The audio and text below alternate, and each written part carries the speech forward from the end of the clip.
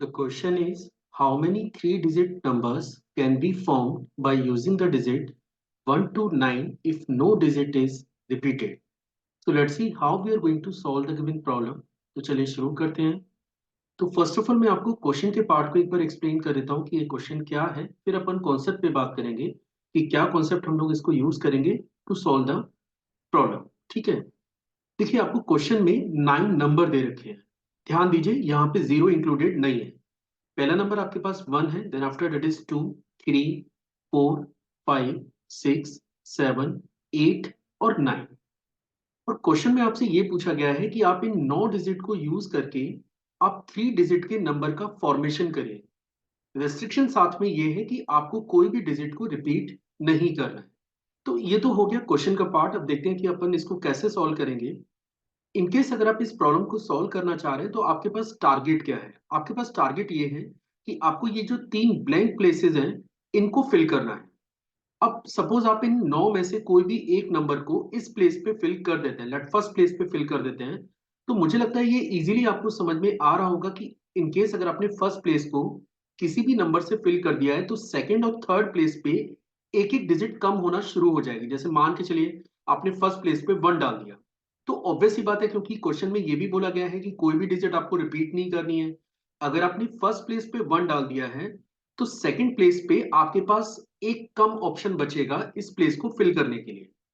Similarly जैसे आप second place को भी फिल कर लेंगे तो फिर आपके पास एक और ऑप्शन कम हो जाएगा. मतलब अगर मैं बात लास्ट केस की बात करूं तो लास्ट केस में आपके पास केवल 7 ऑप्शन ही बचेंगे इस प्लेस को फिल करने के. ठीक है. तो सबसे पहले तो ये बात हो चुकी है कि हम लोग कैसे इस क्वेश्चन को सॉल्व करेंगे.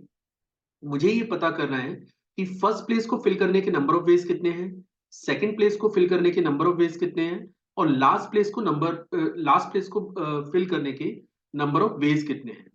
अब आप चाहे तो एक बेसिक पे भी ध्यान दे सकते हैं. देखिए इस एंटायर क्वेश्चन को सॉल्व करने के लिए आपको 3 इवेंट्स को परफॉर्म करना है. एक तो ये प्लेस फिल करनी है, उसके बाद ये प्लेस फिल करनी है और लास्ट में ये वाला प्लेस भी फिल करना है. और हमारे पास कॉन्सेप्ट है ये. देखिए अगर आप इस कॉन्सेप्ट को रीड करें तो ये काफी इंपॉर्टेंट कॉन्सेप्ट है. अगर आप इसे समझ जाएंगे तो मैं एक्सपेक्ट कर रहा हूं कि आगे के जो भी क्वेश्चंस हैं उनमें आपको काफी हेल्प मिलने जा रही है. The concept is if an event can occurs in am different ways. मान के चलिए कोई एक इवेंट है जो एम तरीके से अकर कर सकता है, एक अनदर इवेंट है जो एन डिफरेंट वे से अकर कर सकता है, then total number of ways of simultaneous occurrence of both of the events in a definite order is m into n. इसका मतलब ये है कि मान के चलिए आपके पास ये पहला एक इवेंट है, ये आपके पास फर्स्ट इवेंट है. आपको ये पता है कि आप इस इवेंट को कितने तरीके से करवा सकते हैं.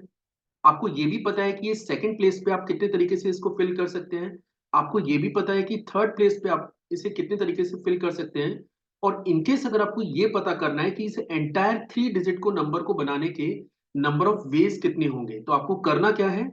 आपको इसका नंबर ऑफ वेज निकालना है, इसका नंबर ऑफ वेज निकालना है, इसका नंबर ऑफ वेज निकालना है और फिर तीनों का मल्टीप्लाई करना है.